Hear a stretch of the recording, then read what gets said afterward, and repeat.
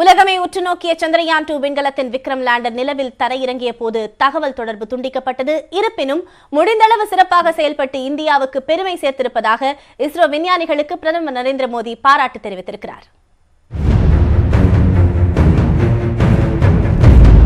3, 2, 1. We have ignition.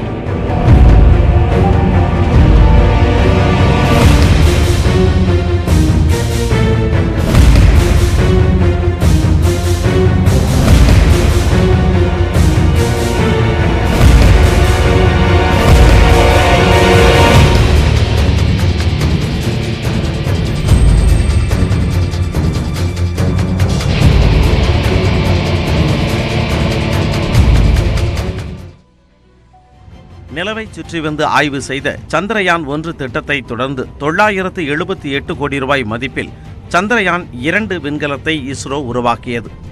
கடந்த ஜூலை 22ஆம் தேதி விண்ணில் ஏவப்பட்ட சந்திரயான் 2 விண்கலம் ஆர்பிட்டர், லேண்டர், ரோவர் என்ற 3 அமைப்புகளை கொண்டது. கடந்த மாதம் 20ஆம் தேதி நிலவின் சுற்றுவட்ட பாதைக்குள் நுழைந்த சந்திரயான் 2 விண்கலத்தில் இருந்து கடந்த 2ஆம் தேதி பிரக்யான் ரோவருடன் கூடிய விக்ரம் லேண்டர் தனியாக பிரிக்கப்பட்டது. நிலவை நெருங்கிய விக்ரம் லேண்டர் அதிகாலையில் நிலவின் தென்துருவத்தில் தரையிறக்க திட்டமிடப்பட்டது. எரிபொருள் உட்பட 1471 கிலோ எடை உள்ள விக்ரம் லேண்டருக்குள் பிரக்யான் ரோவர் இருந்தது. இந்திய நேரப்படி அதிகாலை 1:40 மணியளவில் விக்ரம் லேண்டர் நிலவில் இறங்க ஆயத்தமானது. படிப்படியாக தரையிறங்கும் கட்டளை பெங்களூரு மையத்தில் இருந்து அளிக்கப்பட்டது. அப்போது விஞ்ஞானிகள் கைகளை தட்டி மகிழ்ச்சியை வெளிப்படுத்தினர். இதனிடையே விக்ரம் லேண்டர் நிலவில் இறங்குவதை காண பிரதமர் மோடி பெங்களூருவில் உள்ள இஸ்ரோ கட்டுப்பாட்டு மையத்திற்கு வந்திருந்தார்.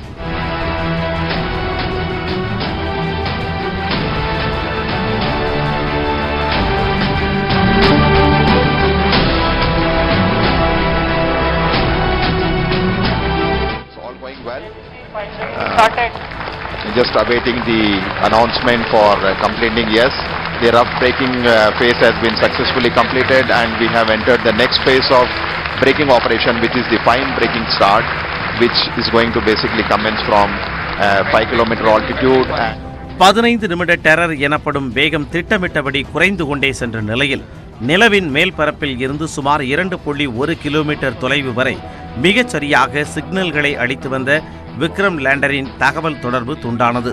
இந்த தருணத்தில் விஞ்ஞானிகளின் முகம் சோகமாக மாறியது. The landing site for initiating the vertical descent operations. We're just waiting for the confirmation. The spacecraft, as we see on the screen, is showing the horizontal and vertical velocity of nearly 48 and 59 meter per second. நேரம் செல்ல செல்ல அசாதாரண சூழல் நிலவியது.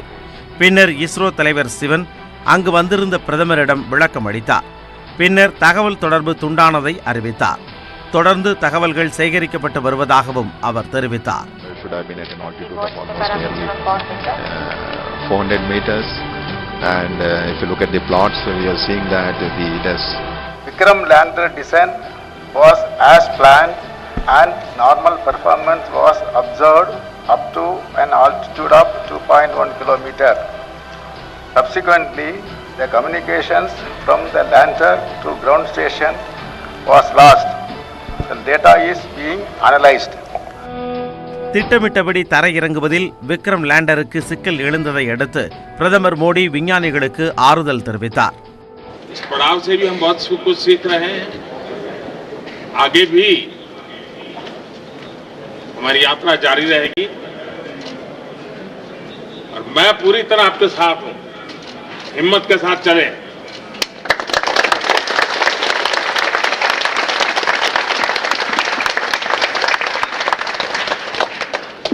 और आप ही के पुरुषार्थ से फिर से देश खुशी बनाने लग जाएगा. मुझे विश्वास है.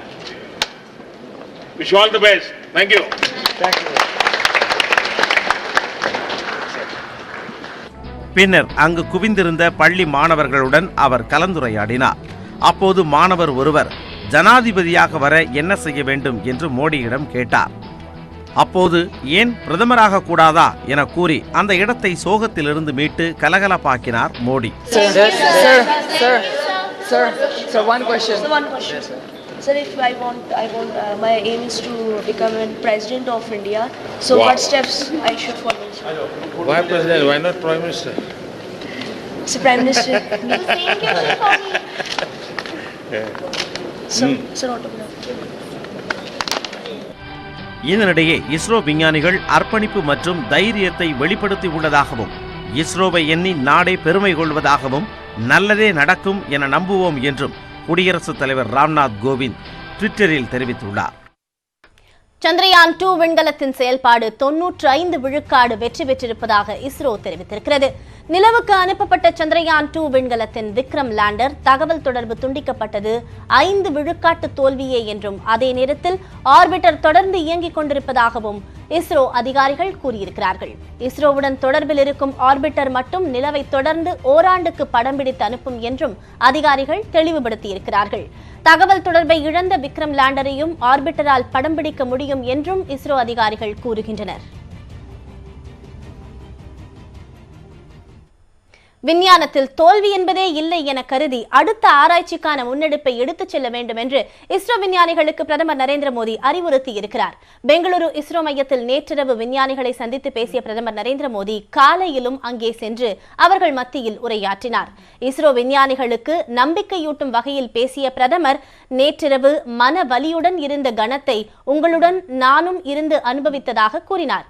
தாய்நாட்டின் கனவுகளை நினைவாக்கும் முயற்சியில் விஞ்ஞானிகள் ஈடுபட்டும் திடீரென எல்லாமே மறைந்து விட்டதாகவும் பிரதமர் குறிப்பிட்டார். விக்ரம் லேண்டரை இவ்வளவு தூரம் நிலவிற்கு நெருக்கமாக கொண்டு வந்ததே பெரிய சாதனைதான் என கூறிய பிரதமர் விஞ்ஞானிகளின் இந்த முயற்சியை நினைத்து உலகமே பெருமைப்படுவதாகவும் குறிப்பிட்டார். இடையூறுகளால் இலக்குகளிலிருந்து விலக மாட்டோம் என்று உறுதியளித்த பிரதமர் நரேந்திர மோடி விஞ்ஞானத்தில் தோல்வி என்பதே கிடையாது என்றார். புதிய விடியல் நமக்காக காத்திருக்கிறது என்றும் பிரதமர் மோடி நம்பிக்கை ஊட்டினார். நமது விஞ்ஞானிகளின் உழைப்பு உறுதியை நாம் மிகவும் போற்றுகிறோம் என்றும் அடுத்த ஆராய்ச்சிக்கான முன்னெடுப்பை விஞ்ஞானிகள் எடுத்துச் செல்ல வேண்டும் எனவும் பிரதமர் கேட்டுக்கொண்டார். சந்திரயான் 2 திட்டம் நிறைய பாடங்களை கற்றுத்தந்திருப்பதாகவும் விண்வெளி திட்டங்களில் மிகச் சிறப்பானவை இனி வரும் காலங்களில் நிகழும் எனவும் பிரதமர் நம்பிக்கை தெரிவித்தார். There are new frontiers to discover and new place to go. We will rise to the occasion and scale, never heights of success. To our scientists, I want to say,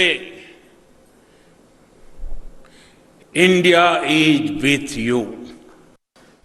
பிரதமர் நரேந்திர மோடியின் ஊக்க உரையை கேட்டு அங்கிருந்த பெண் விஞ்ஞானிகளும் சிலர் கண்ணீர் மல்கினர்.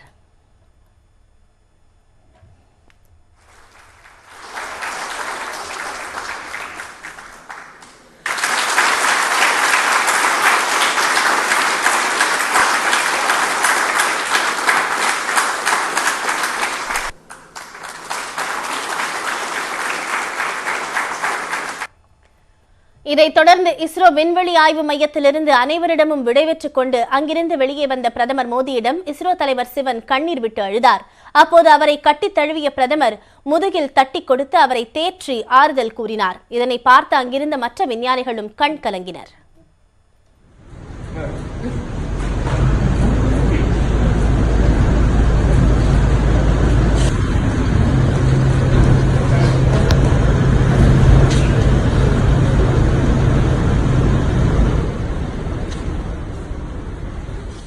இஸ்ரோ விஞ்ஞானிகளின் கடின உழைப்புக்கு இந்தியா துணை நிற்பதாக உள்துறை அமைச்சர் அமித்ஷா தெரிவித்திருக்கிறார். இது தொடர்பான தமது ட்விட்டர் பதிவில் இஸ்ரோவின் சந்திரயான் 2 விண்கலத்தின் முயற்சி ஒவ்வொரு இந்தியரையும் பெருமைப்படுத்தி இருப்பதாகவும் எதிர்கால முயற்சிகளுக்கு தமது வாழ்த்துக்களையும் தெரிவித்துக் கொள்வதாகவும் அமித்ஷா குறிப்பிட்டுள்ளார். இஸ்ரோ விஞ்ஞானிகளின் கடின உழைப்பும் அர்ப்பணிப்பும் தேசத்தை பெருமைப்படுத்தி இருப்பதாகவும் காங்கிரஸ் முன்னாள் தலைவர் ராகுல் காந்தி தெரிவித்திருக்கிறார். சந்திரயான் 2 திட்டத்தின் நம்ப முடியாத சிறந்த பணிக்கு இஸ்ரோ குழுவுக்கு தமது வாழ்த்துக்கள் என்றும் அவரின் ஆர்வமும் அர்ப்பணிப்பும் ஒவ்வொரு இந்தியருக்கும் உத்வேகம் அளிக்கும் என்றும் தமது ட்விட்டர் பதிவில் ராகுல் காந்தி கூறியிருக்கிறார். இந்த பதட்டமான காலகட்டத்தில் மொத்த நாடும் இஸ்ரோ குழுவினருக்கு துணை நிற்பதாகவும் ராகுல் காந்தி நம்பிக்கை அளித்திருக்கிறார்.